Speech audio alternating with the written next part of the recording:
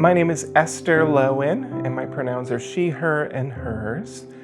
And I'm mostly connected to TMC through the support groups. I started attending groups months before I transitioned, when I was still kind of working through what my gender was. But I've also helped out in a couple of different ways. I served on the support committee, and I'm here and there in the Discord, but mostly support groups. I grew up in a really religious, Christian, conservative family, and there were very clearly only two genders, and the gender rules or gender roles around those were really tightly controlled. So my experience with gender as a person early on in church was that it was very binary, and not a lot of it was not spoken about, and there were a lot of subtle messages about how different people of different genders should do things. I wasn't exposed to. I didn't meet other trans people until I was well into adulthood. I think that I grew up feeling somewhat confused by some of the feelings that I was having at the time, but also I felt quite constrained into the roles that were expected of me as someone who had been assigned male at birth. I think for me, faith and gender, there wasn't a question. There wasn't anything that could be done. What I was aware of was that even for those who transgressed gender roles, like in terms of sexuality, they were ostracized from the church and the community. They disappeared, and we didn't talk about them. And even if we did talk about people who were gay or who were lesbian, it was like in really hushed, judgmental tones. Even, within the church, there were very, very structured and defined gender roles. So I just fit the role that was given to me. I figured out a way to survive in that context by conforming according to expectations, and often by exceeding those expectations and meeting them and performing well and doing all the things that one was supposed to do. So I didn't really feel gender and faith to be necessarily at odds, because I knew that if they were at odds, there would be no more faith, or at least there would be no more faith community. It would just be gone. I would be gone. So I think it just remained unintegrated. It remained totally not an option to explore my trans identity until well into adulthood. And at that time, it felt urgent, and it felt absolutely necessary, and it felt like life and death, and it felt like if I didn't do this, that there wasn't much more to live for. I tried for so many years to try to get rid of it or make it go away, because, my church tradition taught that it wasn't possible to, follow God or be a Christian and to have these feelings. So the integration for me happened a lot later into adulthood. I think for me, my gender felt like a threat for most of my life. So I don't know if I had many experiences of outright explicit rejection, because I kept it all really, really hidden. I kept it all pretty tight to the chest, very secret from everyone that was important to me in my life. I certainly talked to therapists about it over the years. I talked to my wife about it in different ways over the years, from when we were very first engaged and married. And I went to different forms of, conversion therapy, treatment kind of stuff to try to get rid of those thoughts and impulses and behaviors and whatever. So I think for me, the experiences of rejection were all third party, right? They were all, I saw it happen to other people. I saw what happened when people came out of the closet. I saw what happened when, someone who was queer got asked to sing in the band or whatever. Like I was well aware of what was going to happen. So I didn't need to experience it firsthand. But also, I was a pastor. I was working full-time as a pastor, and I did for almost 20 years. So like during that period when I was showing up in the man gender role that I was expected to show up in, I knew exactly what would happen if I, let them know that I wasn't the man that they thought I was, or that I wanted to wear different clothes or whatever. So for me, the rejection came when I came out of the closet at age 39. And I've often said that it was predictable, not surprising, but absolutely devastating to essentially overnight lose my community, lose my ordination, lose my connection with the church, lose some, not all of my friends, but certainly all of the church community by and large. And that was rough, that was, and again, expected, not surprising, but really painful and disappointing. There was a part of me that hoped that they would be able to make it through and to be that welcoming community, but they just really weren't able to. Early on, after I came out, there were members of my original church community that, reached out and said, hey, we'd love to have you come attend. We'd love to have you be here. But I personally haven't been able to set foot in church buildings of my previous congregation because it just feels demeaning, because I'm the same person that I always was when I was loved and celebrated and wanted and given promotions and whatever. And I think I'm actually a better person now. And so I just don't want to be in that space. Also, shortly after coming out, I was able to get connected with a few congregations that were loving and inclusive. There's one group in Redlands that has queer affirmation in its soul all the way down to its bylaws and leadership and church board and everything. And so that has felt like a safe landing ground in some ways. Well, and I think also part of what has led me to feel like loved and accepted in that community is that they've invited me repeatedly to come and preach for their congregation, to help organize pride services, to pull different community members together. And so that's been lovely and rewarding to really be able to engage fully as much as I want with that community. So like for me, those are the contrasts.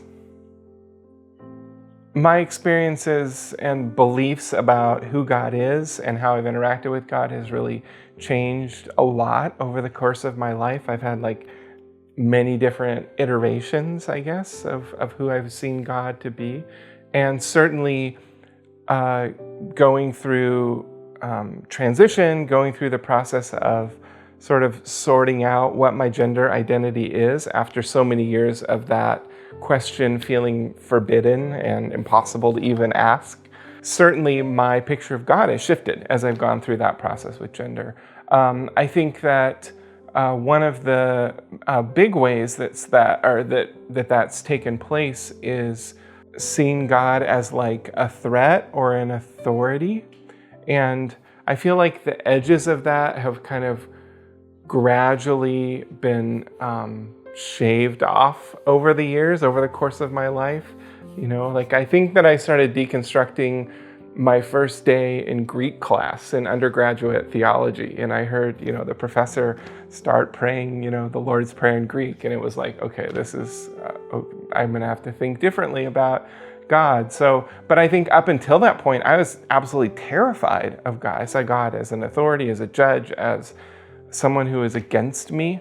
And I think that over time that gradually went away. I think a big shift happened as I was questioning and working through what is my gender identity and who am I, and could it possibly be that God made me this way? I kind of began that process. Well, that whole process was just baked and drenched in prayer and contemplation and tons of journaling and working with a therapist and lots and lots more prayer and Bible reading and time alone and all this stuff. And I think that at first, the question that I had to God was like, is this okay? Right? Like, I want to know if you be okay with this. And in time, what I came to hear and to understand, like repeatedly over and over and over again, was like, girl, that question doesn't make any sense. Like, what are you even talking about? Like, this, I made you this way. This is who I made you to be. And so that question, like, it just doesn't compute. And in time, I started to experience God as the one who made me and the one that sets me free to create in the world that I live in, and to even, create in my own body that I've been given. And also that in some transcendent way, that me being made trans was part of why I was here on this planet, and that there were things that I had been made to do that I was only going to accomplish if I proceeded with transition. And so in the end, transitioning, becoming, Esther, I didn't have that name at the time, but it became something that felt like a calling, and it felt a lot like discerning my pastoral calling. It felt almost the same. And the question of, is this okay, gave way into a question of, like, I need to do this. This is what God is like asking me to do. So I think for me, I experienced God with so much more joy and curiosity and playfulness and expansiveness. And I think I see God in a lot more things and places and activities, although that began before I started transitioning. But I'm not afraid of God in anywhere near the same way that I was. So I love that. TMC has been a huge part of my journey. I probably would have survived without, but like, I don't really know how, because it was like a lifeline, when I was able to find the support groups. I started by reading Austin's book, which was, part of how I sort of found out about the organization. And certainly the book was really helpful, but the support group was life-changing. And, I think that transgender Christians as a group, it's kind of a deep cut. Trans people in general are pretty rare.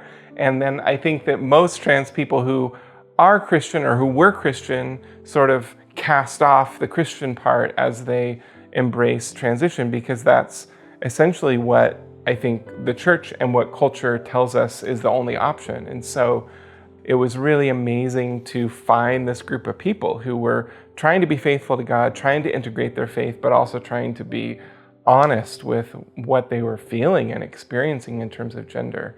So it was life-changing to sit in group and hear my story said by other people that I didn't know, and to hear them say the things that they were experiencing, which were the very things that I was experiencing. So just totally life-changing, and getting to connect with different folks, some in person, mostly online, but just years in the making.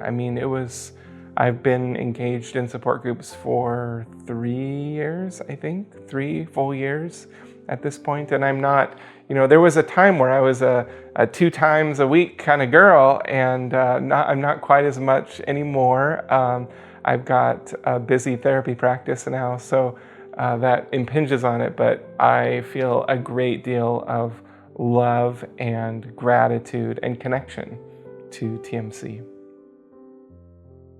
A lot of trans people, maybe all of us, at some point wonder if it's possible to stay on the planet. and to stay living in light of being trans and being Christian. And gosh, in light of being trans at all, it's really hard to be a transgender person especially in 2024, when we've become a political topic and lots of people who don't know anything about us seem to have opinions about us. And I think that TMC helps trans people stay on the planet. And if you're an ally, I'm assuming that you care about that. And so supporting trans people helps us to stay around. And there's things that flow after that, but I think that's kind of a big one, but I think we have so much beauty and joy and wisdom to offer this world, and I would love for us to be able to stick around long enough to be able to give those things. And I think TMC is a lifeline to so many of us, especially for those of us who grew up in faith contexts who are, taught that there's no room for us, there's no space for us, that we're gross or dirty or bad or shameful or all of the above. Or TMC offers a counter narrative that gives, I think, a lot of people a reason to keep living and to keep exploring and loving and all the things.